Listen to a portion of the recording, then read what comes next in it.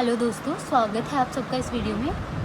तो जैसे कि आप जान रहे हैं ना, मैं वीडियोस आप सबके लिए बनाती रहती हूँ क्योंकि आप सब इतना सपोर्ट करते हैं, इतने हेल्पफुल हैं। तो कहीं ना कहीं आप इस वीडियो बनाने का मतलब ये नहीं होता कि सिर्फ आपकी हेल्प होती है, आपके कमेंट से मेरी भी बहुत हेल्प होती है, मेरे भी काफ़ी कन्फ्यूजन्स दूर होते हैं। तो एक प्रॉब्लम का सॉल्यूशन ही कहीं ना कहीं मैं लेके आई हूँ। जो मेरी प्रॉब्लम तो थी और किस किस की प्रॉब्लम है ये ज़रूर बताइएगा मुझे। देखिए, मेंस की प्रिपरेशन के लिए ही लेके आई हूँ। तो मेंस के लिए मेरे पास ये मटेरियल है जो मैंने मंगाया था कुछ टाइम पहले ही।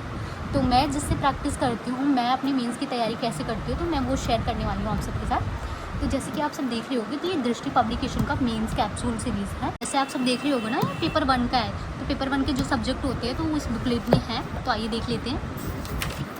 तो ये उसका इंडेक्स, ठीक है। तो इंडेक्स में जो भी इंपॉर्टेंट चीज़ें तो आप इंडेक्स देख सकते हो।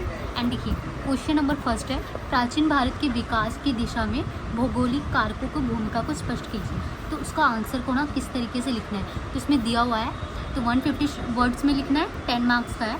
तो देखिए, इसमें उन्होंने आंसर किस वे में दिया है। तो 150 वर्ड्स मतलब कितना लिखना है हमें, बस इतना ही लिखना है। बट किस वे में लिखना है, किस तरीके से प्रेजेंट करना है, द वे। तो आप वे देखिए and practice is must thing. क्योंकि देखिए, ईजी नहीं है लिखना, हमें लगता है, बट प्रैक्टिस कितनी इंपॉर्टेंट है। देखिए, लास्ट टाइम पे ना प्रैक्टिस के लिए कितना कन्फ्यूजन था, क्वेश्चन कहाँ मिलते हैं। तो कहीं ना कहीं क्वेश्चन इसमें मिल जाएंगे। एंड देखिए, सेकंड क्वेश्चन यहाँ पे मिल जाएगा, विश्व के विभिन्न देशों में रेलवे के आगमन के होने के वाले सामाजिक आर्थिक प्रभावों को उजागर कीजिए। क्वेश्चन कितना सिंपल है। तो अभी देखिए, इतने सारे स्टूडेंट एग्जाम दे रहे हैं, तो आपका क्वेश्चन कैसे डिफरेंट होगा। क्वेश्चन बहुत हार्ड नहीं है, जैसे देख सकते हैं, बहुत सिंपल क्वेश्चन है। बट किस तरह से एक्सप्लेन करना है 150 वर्ड्स में, तो ये देख सकते हैं आप। तो इसी तरीके से इसमें दिया हुआ है, क्वेश्चन है, आंसर है, कितने वर्ड्स में एक्सप्लेन करना है, कैसे एक्सप्लेन करना है। तो एक वे है, आंसर किस तरीके से लिखना है। तो देखिए, टॉपिक पढ़ लिया हमने, तो अभी ये भी पता चल जाएगा हमने कितना पढ़ा है, कहाँ पे हम वीक हैं, कहाँ पे हम स्ट्रेंथ है। तो इस तरह से दिख जाएगा। ये पेपर 2। तो पेपर 2 के जो सब्जेक्ट होते हैं गवर्नेंस के, है ना, सोशल जस्टिस, IR के, तो वो सारे मिल जाएंगे आपको। उसका इंडेक्स देख लीजिए। एंड इस तरीके से ही है इसमें भी आपको क्वेश्चन और उसके आंसर देखने को मिल जाएंगे। तो देखिए, हमें पता चल जाता है ना कि कौन सा टॉपिक हमारा अच्छे से प्रिपेयर है, कौन से कहाँ पे हम नहीं कर पा रहे उतना अच्छा। तो ये कार्ड है स्टोर का, जहाँ से मैं ऑर्डर करती हूँ। तो आप सब भी देख लीजिए, ऑर्डर करना है तो कर सकते हैं आप। सेकंड देख लेते हैं, थर्ड बुकलेट ये है।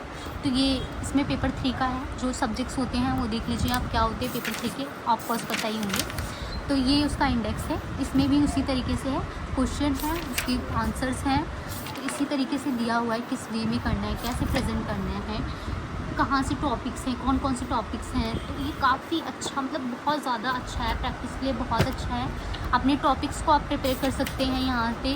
क्वेश्चन कितने सिंपल है, बट किस वे में लिखना है, कैसे वर्ड्स का यूज़ करना है, तो वो चीज़ें आपको देखने को मिल जाएगी। फ्लो चार्ट है, लैंग्वेज, और ये सारी बुक्स आपको जो देख रहे हैं ना, ये ओरिजिनल मिलेगी। पेपर 4 की बुकलेट है, तो ये ओरिजिनल मिलेगी। दृष्टि पब्लिकेशन सब जानते होंगे। एंड देखिए, बुक्स ना आपको मिल जाएंगी, ऐसे लगता है कि ओरिजिनल सेम इसी तरीके से, क्योंकि पायरेटेड भी मिल जाता है। तो इस बात का बहुत ध्यान रखिएगा कि आप जहाँ से बुक ले रहे हैं ना, वो एक अच्छी जगह हो, ट्रस्टेबल जगह हो। देखिए, हम जहाँ से मंगाते हैं ना, तो हम तो एक ही जगह से मंगाते हैं। देखिए, ट्रस्ट बहुत इंपॉर्टेंट चीज़ होता है। तो हम तो राज बुक स्टोर से मंगाते हैं। बट आप जहाँ से भी मंगाएं, ये चीज़ का बहुत ध्यान रखिएगा कि आपको बुक ओरिजिनल मिले, पायरेटेड नहीं मिले।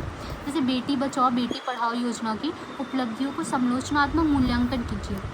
बहुत ईजी क्वेश्चन है, बहुत सिंपल क्वेश्चन है, किस तरीके से लिखना है वो इम्पॉर्टेंट नहीं है। तो आप इसमें जैसे देख सकते हो ना, तो उन्होंने सारी डेट्स को मेंशन किया है, कब योजना स्टार्ट हुई, कैसे हुई, क्या चीज़ें हैं, किस तरीके से आपको फैक्ट्स को इसमें डालना है, किस तरीके से आपको पॉइंट्स में लिखना है, कितना पैसेज में लिखना है। तो वो चीज़ें ना आपको ईजिली समझ में आ जाएंगी, किस तरीके से पेपर को लिखना है। तो मेंस में आप जानते हैं, लिखना ही सबसे ज़्यादा इम्पॉर्टेंट होता है। तो आप सब भी जो भी मेंस की प्रिपरेशन कर रहे हैं, तो वो ले सकते हैं कहीं ना कहीं मेंस को लेकर। जिनको भी कंफ्यूजन है ना, कहाँ से प्रैक्टिस करना है, कैसे करना है, तो यहाँ से कर सकते हैं। तो मैंने इसको थोड़ा बहुत टाइम, मतलब हो गया मुझे काफ़ी टाइम मंगाए हुए, तो मैंने काफ़ी, मुझे हेल्पफुल रहा, तो मैंने आप सबके साथ भी शेयर किया। एंड लाइक सब्सक्राइब ज़रूर करिएगा और बताइएगा कि नेक्स्ट किस पे बनाना है, एंड हेल्पफुल है या नहीं है वो भी बताइएगा। Thank you so much.